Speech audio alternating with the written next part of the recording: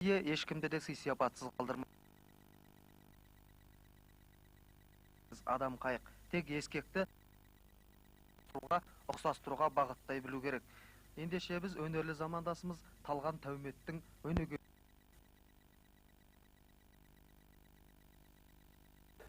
Мен мынау 8-ші класста, 7-ші класста көп ауырып жатып қалғам.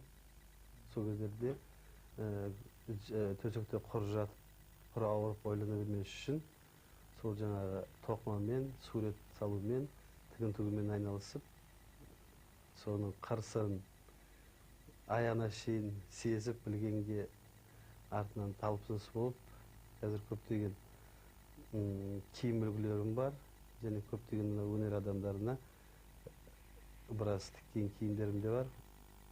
Жігітке жетенер аз. Талған бауырымыздың он саусағынан әлі талайды тамсандырар туындылар туа бермек.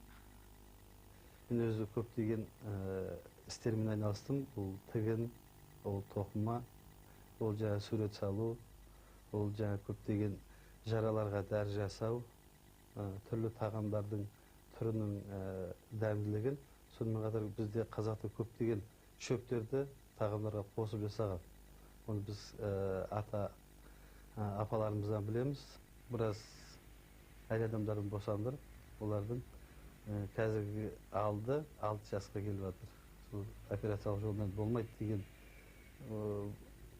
әйелді сондай массаж, қол салу арқылы босандырған балаларымыздың 6 жасқа келіп сабақ оқып жатқан жағдайы бар.